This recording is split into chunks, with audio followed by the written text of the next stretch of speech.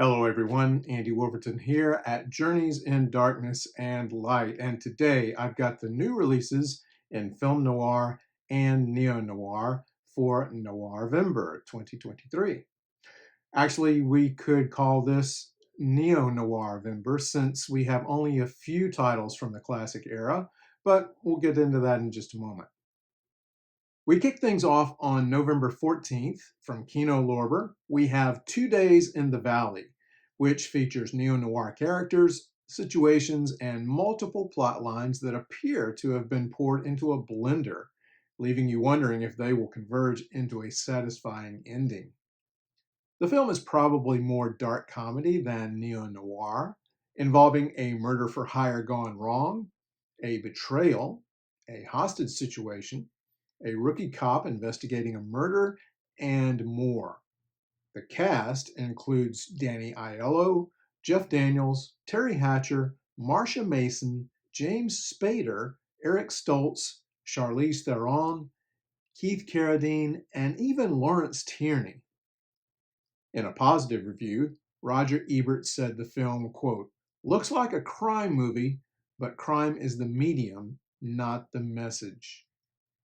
The disc is struck from a new 4K restoration from the original camera negative and includes a new audio commentary by director-writer John Hertzfeld and a nice selection of archival extras, which I'll link to in the notes.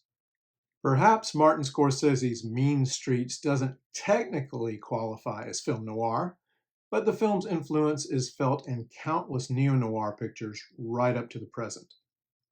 Set in New York City's Little Italy, Mean Streets contrasts the life of a low-level mobster named Charlie, played by Harvey Keitel, struggling with his work and faith, and his younger friend, Johnny Boy, played by Robert De Niro, a small-time gambler with a self-destructive way of life that means nothing to him, yet burdens Charlie. As their lives and those of the people around them begin to collapse, Scorsese brings into play a brilliant blending of style, editing, and music in a film that catapulted the director to the attention of critics and audiences worldwide. Criterion is releasing the film on November 21st in 2 editions, a standalone Blu-ray and a 4K Blu-ray combo.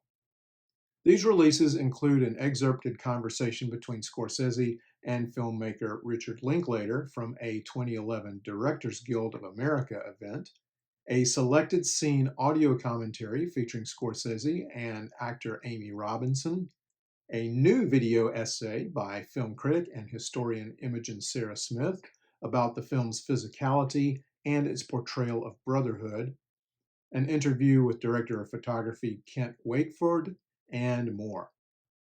Based on the Ruth Rendell novel Judgment in Stone, La Cérémonie tells the story of Sophie, played by Sandrine Bonnaire, a young woman hired as a maid by a well-to-do woman named Catherine, played by Jacqueline Bisset.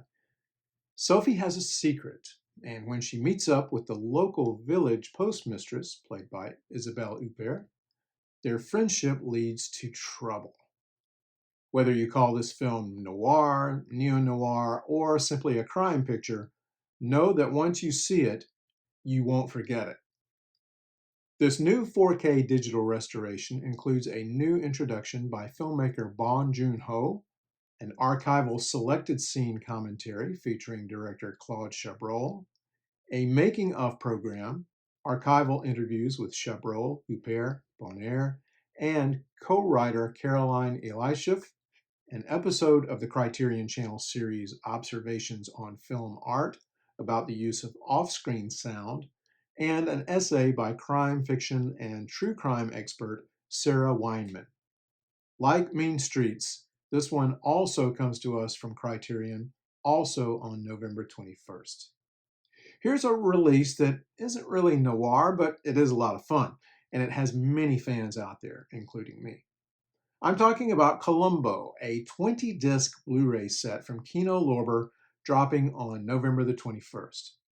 If you're a fan of this classic TV show, don't miss it. Information about extras in the video description. On November 28th, Classic Flicks gives us cause for alarm. Literally. This 1951 noir is directed by Tay Garnett. Ellen, played by Loretta Young, is worn out from taking care of her invalid husband George, played by Barry Sullivan, who is confined to bed due to heart problems and dementia. George is so convinced that both his doctor and Ellen are conspiring against him, he sends a letter to the district attorney claiming that the two are trying to kill him. Only after she's placed the letter in a local mailbox with the rest of her outgoing mail does Ellen become aware of the letter's contents. Young is good as the desperate woman in a seemingly no-win situation, and the film is loaded with nice tension and suspense. The picture also includes an effective musical score by then 21-year-old Andre Previn. A theatrical trailer is the disc's only bonus feature. Now, on November the 29th, we have some interesting and questionable releases from the Australian label Imprint. First, The Man in Half Moon Street from 1945, directed by Ralph Murphy. The film plays off the picture of Dorian Gray, with Dr. Carroll, played by Nils Ashter, a scientist who discovers how to prolong life by using the glands from his human victims. It seems to work, since Carroll has been alive himself for 120 years and looks like he's in his 30s. But his girlfriend and the police are beginning to suspect something's up. I haven't seen it, but it seems like a science fiction melodrama mashup rather than a film noir.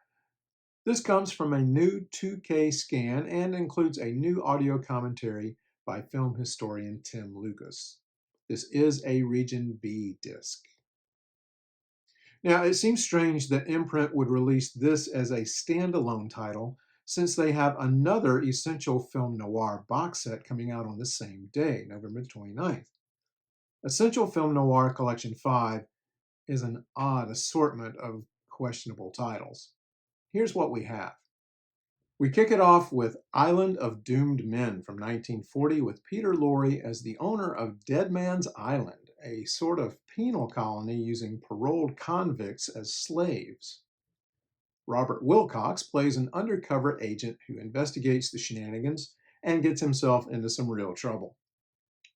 This 67-minute picture is on YouTube if you want to check it out first, but it's primarily of interest to Peter Lorre fans. Next, we have The Red Menace, also known as Underground Spy from 1949. This is a low-budget Republic picture with Robert Rockwell playing an ex-soldier disgruntled by the treatment he's getting from the Veterans Bureau. I'll show them, he thinks. I'll join the Communist Party. Yeah. This is also on YouTube. We jump to 1962 for 13 West Street with some recognizable names. Alan Ladd plays Walt, a man driving through an empty street at night when his car breaks down. Attacked by a group of teenage boys, Walt tells his story to the police, then hires a private detective, played by Rod Steiger, but they all drag their feet. So Walt seeks to track down the teens by himself and give them what for. At least we're getting into some legitimate noir territory here. This one is also on YouTube. Finally, we get to The Burglar from 1957, a film you hardly ever hear anybody talking about, but should. It stars film noir icon Dan Duryea and features Jane Mansfield, which may surprise you in ways you hadn't expected. Duryea plays Nat Harbin, the leader of a quartet of small-time burglars in Philadelphia. The group also features a fence named Baylock, played by Peter Capel, a heavy named Domer, played by Mickey Shaughnessy, and a young woman named Gladden, played by Mansfield. Gladden cases their jobs, including the mansion of a fake spiritualist who owns a necklace worth $150,000. Gladden tells the boys they'll have 15 minutes to sneak in and grab the goods. And we're off. Although The Burglar contains an outstanding heist, good adventure, and suspense, there's also some intriguing drama as we learn that Nat and Gladden have a strong connection that may surprise you. The film also shows that Mansfield was rarely given a chance to do much real acting in her career, but she does so here, and it's quite impressive. The Burglar is easily the best film in the collection, and right now it's the only way you can own the film on Blu-ray. That, however, may change. I'll link to my review of the film in the notes. Now, with the exception of The Burglar, this seems like a very ordinary box set. But again, check it out for yourself. All of these films are available online, and I will link to the extras.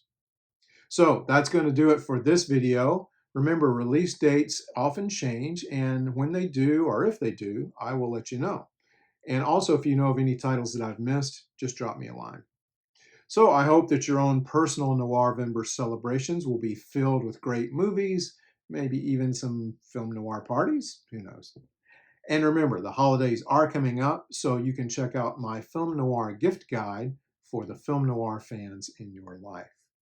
Finally, if you enjoy these videos and would like to show your appreciation and buy me a coffee, here's how to do that.